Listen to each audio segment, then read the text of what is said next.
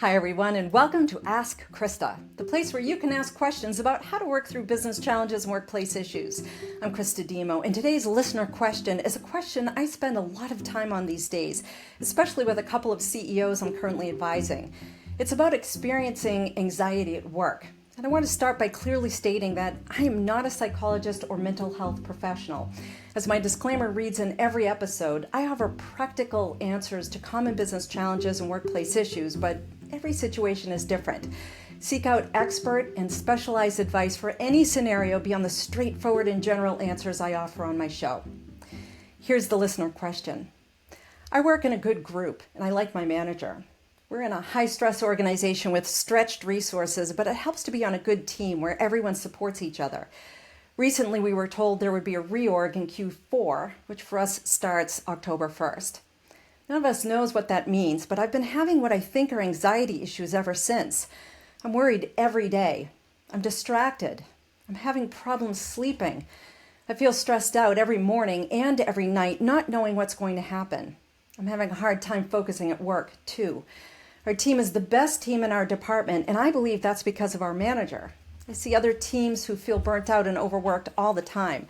None feel appreciated, but my team does. Our manager has a calm way about her, and she checks in on all of us daily. She knows us by who we are and spends time making sure we know she knows us. She invests in our development and cares about our interests, too. I've only been here 3 years, but I've seen enough to know she's special, including how she's the only senior director out of 7 who's a woman. I'm also a woman, and the thought of being reorged under one of her peers makes me very nervous. This whole situation is giving all of us a lot of concern, and we don't know what to do. I'm thinking of looking for a new job just to have a fallback plan if needed, but the job market is so bad right now. How can I better manage anxiety at work? First, I want to acknowledge that this sounds like an excellent manager. And I also want to acknowledge that hard times are hard. And there's no question a lot of us may be feeling more anxiety than we're used to.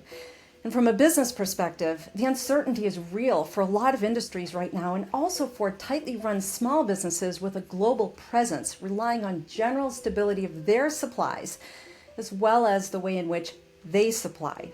The same thing goes for those in known volatile markets that already contend with high-risk unknowns, such as farmers who might in any year experience an insect or weather issue that significantly changes or disrupts or even devastates its yield. These are businesses that already manage right to the line of risk because the very work they do and lines of business they're in may be difficult to predict market conditions and other analytics we all use to determine what the upcoming quarters and potential year-over-year forecasts might be.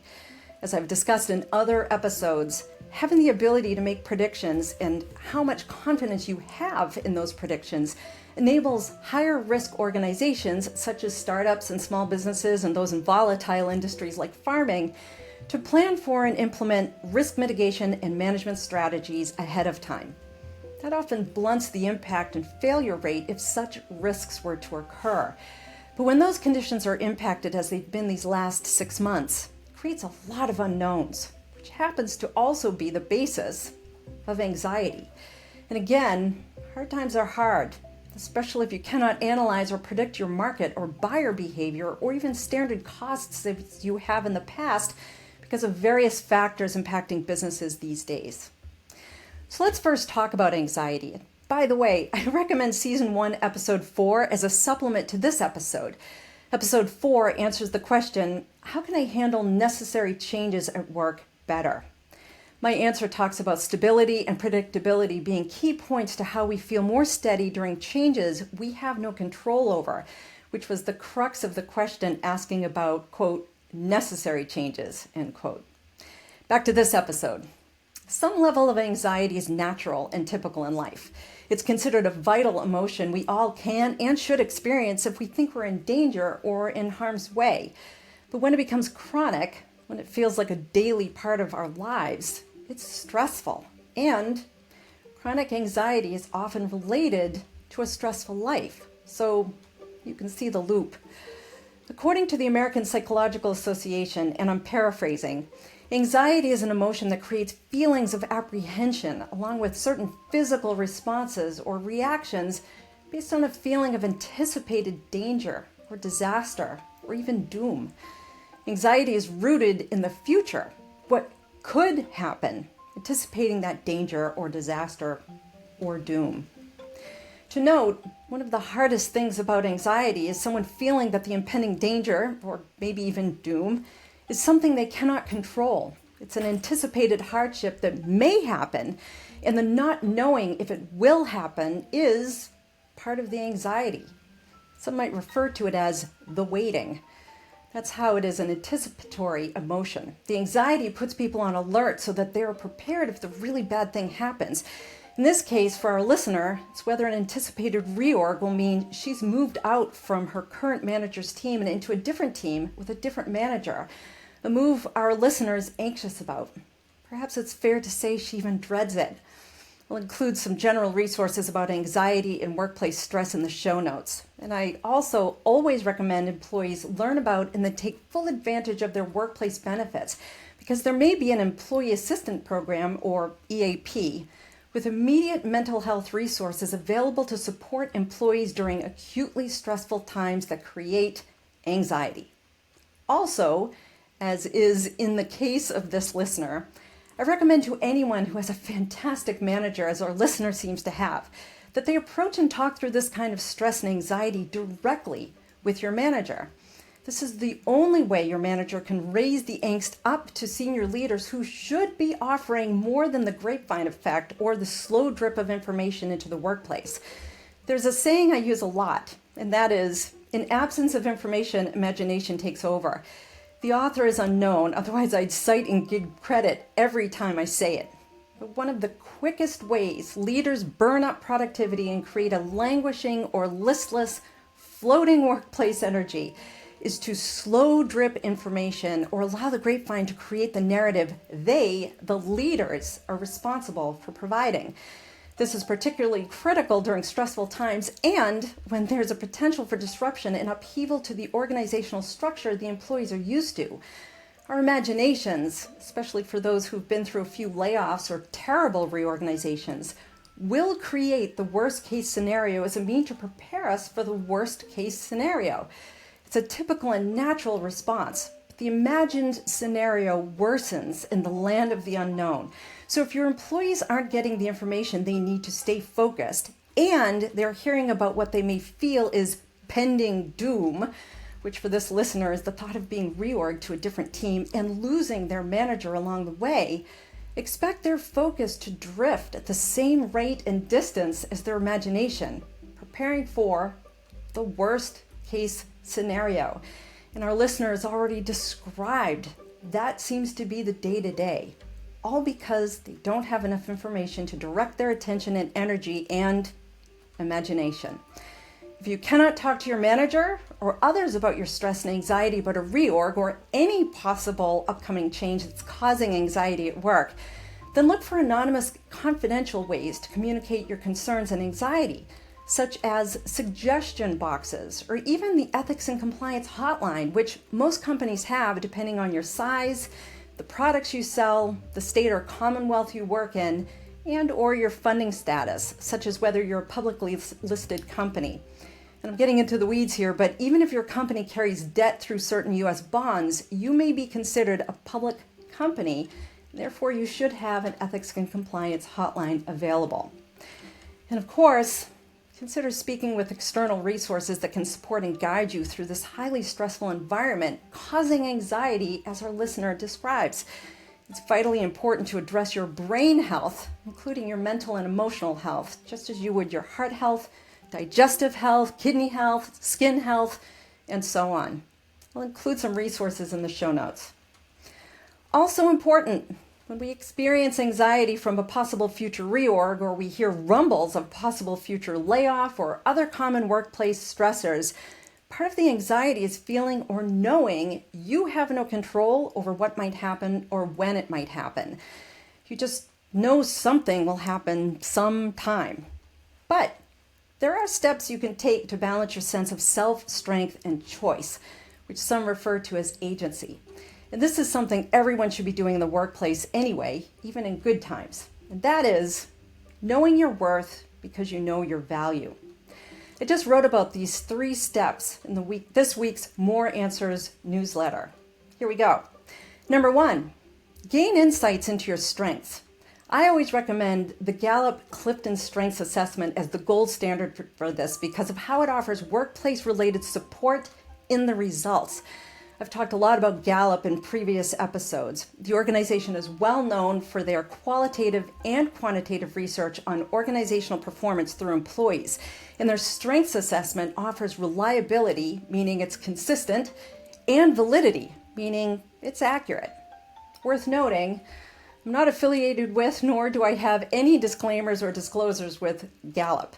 My recommendations are purely related to my knowledge and experience with their products. And again, my recommendation here is because of their assessment's reliability and validity, plus the various resources they provide about how you can speak to your strengths within the workplace and in a work-related environment. At the time of this recording, prices range from $25 for a short form assessment to $60 for the standard assessment that provides additional analysis and phrasing about your strengths. Please only consider this strengths assessment if you feel those expenses are responsible and reasonable for you. I'll have information in the show notes. If that expense isn't reasonable for you, that's okay. I know and appreciate that any extra expense may create a hardship. So the other assessment I'll put in the show notes is the Big 5 assessment or the Big 5 test. You can find this assessment for free. It's not affiliated with any one organization. In fact, I use the Big 5 in my business strategy and performance research. It not only demonstrates reliability and validity, but it's also simple while emphasizing how we all fit into a spectrum within our personalities.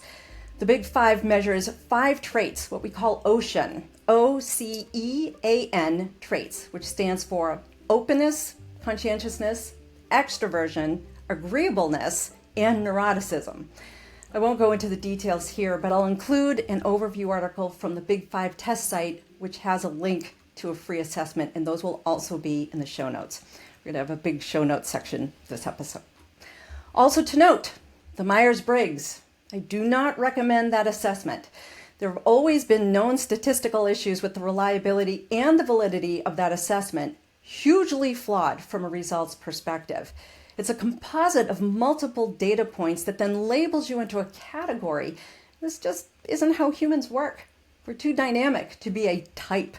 So look to the Big 5 assessment or Clifton Strengths so you can see where you land on a spectrum of various human aspects. Avoid any test that labels you as a type. So, learn about your strengths. It is one of the best ways to counterbalance the natural anxiety that comes from uncertainty about your role in the workplace, whether it's because of a possible reorg or because of a possible layoff.